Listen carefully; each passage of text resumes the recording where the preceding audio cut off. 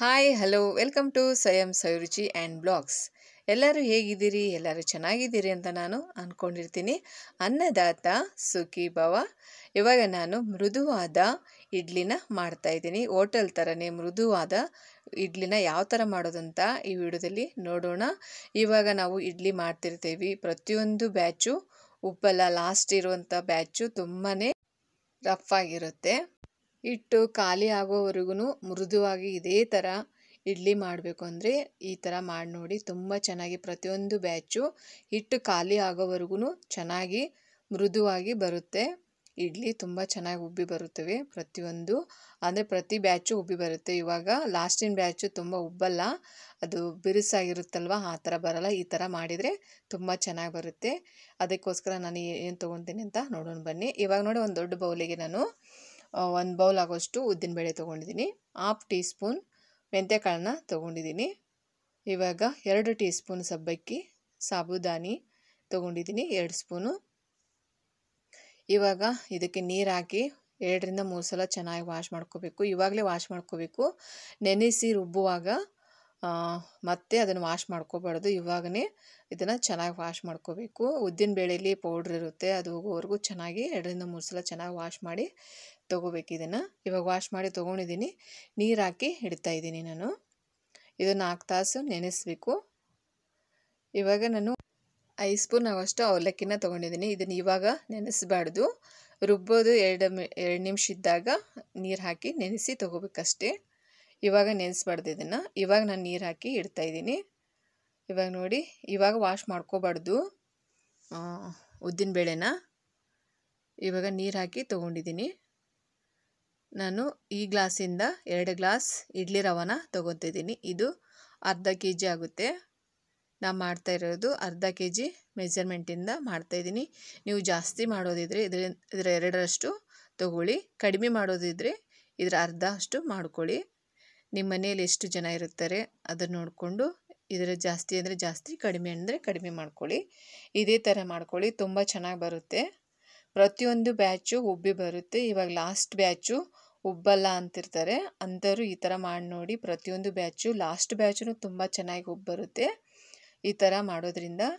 ಇವಾಗ ಒಂದೊಂದು ಬ್ಯಾಚಿಗಷ್ಟೇ, ಇವಾಗ ನಾನು ತೊಗೊಂಡಿರೋಂಥ ಉದ್ದಿನಬೇಳೆ 2 ಬ್ಯಾಚ್ ಆಗುತ್ತೆ. ಇವಾಗ ಪ್ರತಿಯೊಂದು ಬ್ಯಾಚಿಗೂ ಇಷ್ಟಿಷ್ಟೇ ಅವಲಕ್ಕಿ ಹಾಕ್ತಾಯಿದ್ದೀನಿ.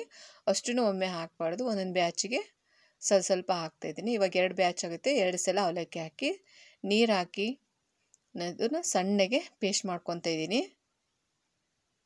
ತುಂಬ ಸಣ್ಣಗೆ ಪೇಸ್ಟ್ ಮಾಡ್ಕೊಳ್ಳಿ. ಇವಾಗ ಪೇಸ್ಟು ರೆಡಿಯಾಗಿದೆ.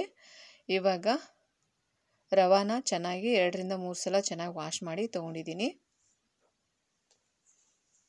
2 ರಿಂದ 3 ಸಲ ಚೆನ್ನಾಗಿ ವಾಶ್ ಮಾಡಬೇಕು ರವಾನ ವಾಶ್ ಮಾಡುವಾಗ ನೀರು ಹಾಕಿದ ತಕ್ಷಣ ಬಸಿಬಾರ್ದು, ಅದು ರವಾನು ಬಿದ್ದುಬಿಡುತ್ತೆ. ಅದಕ್ಕೋಸ್ಕರ ನೀರು ಹಾಕಿ 1-2 ನಿಮಿಷ ಬಿಟ್ಟು ಆಮೇಲೆ ನೀರು ಬಸಿಬೇಕು.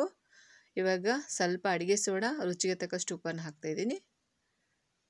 ನಾನು 2 ಸ್ಪೂನ್ ಆಗೋಷ್ಟು ಕಡಲೆಬೇಳೆ ತೊಗೊಂಡಿದ್ದೀನಿ. ಇದನ್ನು ವಾಶ್ ಮಾಡಿ ಹಾಕ್ತಾಯಿದ್ದೀನಿ.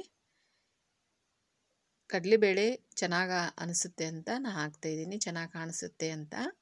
ಬೇಕಂದರೆ ಹಾಕ್ಬೋದು, ಇಲ್ಲಾಂದರೆ ಸ್ಕಿಪ್ ಮಾಡ್ಕೊಳ್ಳಿ. ಇದಕ್ಕೆ ರುಬ್ಬಿಕೊಂಡಿರುವಂಥ ಜಾರಿಗೆ ನಾನು ನೀರು ಹಾಕ್ತಾಯಿದ್ದೀನಿ. ನೀರು ಹಾಕ್ಕೊಂಡು ಹಾಕ್ತಾಯಿದ್ದೀನಿ. ನೋಡಿ, ತುಂಬ ತೆಳ್ಳಗಲ್ಲ, ತುಂಬ ಗಟ್ಟಿಯಲ್ಲ, ಈ ಥರ ಮಾಡ್ಕೊಳ್ಳಿ. ಕರೆಕ್ಟಾಗಿದೆ ಇದು. ತುಂಬ ತೆಳ್ಳಗೆ ಮಾಡಿಕೊಂಡ್ರೆ ಅದು ಕರೆಕ್ಟಾಗಿ ಉಬ್ಬಿ ಬರಲ್ಲ. ಈ ಥರ ಮಾಡ್ಕೊಳ್ಳಿ. ಇವಾಗ ಮುಚ್ಚಳ ಮುಚ್ಚಿ ಓವರ್ ನೈಟ್ ಇದನ್ನು ನೆನೆಯೋಕೆ ಇಡ್ತಾಯಿದ್ದೀನಿ.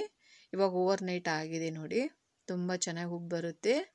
ಮಳೆಗಾಲದಲ್ಲಿ ಹಿಟ್ಟು ಉಬ್ಬಿ ಬರಲಿಲ್ಲ ಅಂದರೆ ಕೆಳಗೆ ಬಿಸಿ ನೀರನ್ನು ಕಾಸಿ ದೊಡ್ಡ ಬೌಲಲ್ಲಿ ಇಟ್ಟು ರುಬ್ಕೊಂಡಿರೋಂಥ ಹಿಟ್ಟಿನ ಪಾತ್ರೆನ ಅದರ ಮೇಲೆ ಓವರ್ ನೈಟ್ ಇಟ್ಟರೆ ತುಂಬ ಚೆನ್ನಾಗಿ ಉಬ್ಬಿ ಬರುತ್ತೆ. ಇವಾಗ ಇಡ್ಲಿ ಪ್ಲೇಟನ್ನು ತೊಗೊಂಡಿದ್ದೀನಿ. ಮೇಲೆ ಸ್ವಲ್ಪ ಎಣ್ಣೆ ಹಾಕಿ ಚೆನ್ನಾಗಿ ಇದನ್ನು ಸ್ಪ್ರೆಡ್ ಮಾಡ್ತಾಯಿದ್ದೀನಿ. ನೋಡಿ, ಇದೇ ಥರ ರೆಡಿ ಮಾಡಿಕೊಂಡು ತಟ್ಟೆ ಇಡ್ಲಿನೂ ಮಾಡ್ಕೋಬೋದು. ಇವಾಗ ಈ ಥರ ರೌಂಡ್ ಶೇಪ್ ಇಡ್ಲಿನೂ ಮಾಡ್ಕೋಬೋದು. ತುಂಬ ಚೆನ್ನಾಗಿ ಬರುತ್ತೆ ಉಬ್ಬಿ, ಪ್ರತಿಯೊಂದು ಬ್ಯಾಚು ಉಬ್ಬಿ ಬರುತ್ತೆ. ಕೆಲವರು ಹೇಳ್ತಿರ್ತಾರೆ, ಮಾಡ್ತೀವಿ ಲಾಸ್ಟ್ ಬ್ಯಾಚ್ ಉಬ್ಬಿ ಬರಲ್ಲ, ನಾ ಬೇಡ, ಲಾಸ್ಟ್ ಬ್ಯಾಚನ್ನ ತಿನ್ನಲ್ಲ, ಫಸ್ಟ್ ಬ್ಯಾಚೇ ನನಗೆ ಬೇಕು ಅಂತ ಹೇಳ್ತಿರ್ತಾರೆ. ನಾ ಮಾಡೋ ಥರ ಮಾಡಿ ತುಂಬ ಚೆನ್ನಾಗಿ ಉಬ್ಬಿ ಬರುತ್ತೆ. ಪ್ರತಿಯೊಂದು batch last batch first batch ಉಬ್ಬಿ ಬರೋ ಥರನೇ ಉಬ್ಬಿ ಬರುತ್ತೆ. ಇವಾಗ ಇಡ್ಲಿ ಪಾತ್ರೆಗೆ ಸ್ವಲ್ಪ ನೀರನ್ನು ಹಾಕಿದ್ದೀನಿ. 1 ಗ್ಲಾಸಷ್ಟು ನೀರನ್ನು ಹಾಕಿ ಪ್ರತಿಯೊಂದು ಪ್ಲೇಟನ್ನು ಇಡ್ತಾ ಇದ್ದೀನಿ. ನೋಡಿ ಈ ಥರ ಇಡ್ಕೊತಾ ಇದ್ದೀನಿ. ಇದೇ ಥರ ತಟ್ಟೆ ಇಡ್ಲನ್ನು ಮಾಡ್ಕೋಬೋದು ಇದೇ ಹಿಟ್ಟಲ್ಲಿ. ಇವಾಗ ಮುಚ್ಚಳ ಮುಚ್ಚಿ 8 ರಿಂದ 10 ನಿಮಿಷ ಬೆಂದರೆ ಸಾಕು. ಬೇಗ ಬೇಯುತ್ತೆ. ಇವಾಗ 10 ನಿಮಿಷ ಆಗಿದೆ. ಇವಾಗ ನೋಡಿ ಕರೆಕ್ಟಾಗಿ ಚೆನ್ನಾಗಿ ಸ್ಮೂತಾಗಿ ಉಬ್ಬಿ ಬಂದಿವೆ. ಪ್ರತಿಯೊಂದು ಬ್ಯಾಚು ಇದೇ ಥರ ಬರುತ್ತೆ. ಇನ್ನು ಹಿಟ್ಟು ಖಾಲಿ ಆಗೋವರೆಗೂ ಇದೇ ಥರ ಬರುತ್ತೆ ಉಬ್ಬಿ. ಇವಾಗ ಬೆಂದಿದೆ. ಸ್ವಲ್ಪ ನೀರನ್ನು ತೊಗೊಂಡಿದ್ದೀನಿ ಒಂದು ಬಟ್ಲಲ್ಲಿ. ತಗೊಂಡು 1 ಸ್ಪೂನನ್ನು ಈ ಥರ ನೀರಲ್ಲಿ ಡಿಪ್ ಮಾಡಿ ಪ್ರತಿಯೊಂದನ್ನು ತೆಗಿಬೇಕು. ಕರೆಕ್ಟಾಗಿ ಶೇಪ್ ಬರುತ್ತೆ.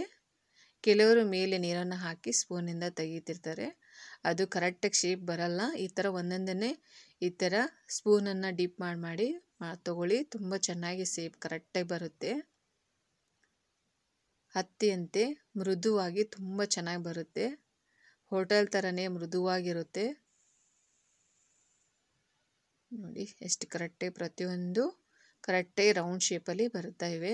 ಕಡಲೆಬೇಳೆ ಒಂದೊಂದರಲ್ಲಿ ಇವೆ, ಒಂದೊಂದರಲ್ಲಿ ಇಲ್ಲ. ನಾನು ಹಾಕಿರೋದು 2 ಸ್ಪೂನ್ ಅಷ್ಟೇ, ಹಾಗಾಗಿ ಎಲ್ಲ ಇಡ್ಲಿಯಲ್ಲಿ ಕಾಣಿಸ್ತಾ ಇಲ್ಲ ಕಡಲೆಬೇಳೆ. ನೋಡಿ ಎಷ್ಟು ಕರೆಕ್ಟಾಗಿ ಬಂದಿವೆ ಅಂತ. ತುಂಬ ಚೆನ್ನಾಗಿ ಮೃದುವಾಗಿ ಬಂದಿವೆ. ಬಾಯಲ್ಲಿಟ್ಟರೆ ಹಾಗೇ ಕರಗ್ತಾ ಇರುತ್ತೆ. ತುಂಬ ಚೆನ್ನಾಗಿ ಬರ್ತಾ ಇರ್ತವೆ. ನೋಡಿ ಪ್ರತಿಯೊಂದು ಎಷ್ಟು ಕರೆಕ್ಟಾಗಿ ರೌಂಡ್ ಶೇಪಲ್ಲಿ ಬಂದಿವೆ.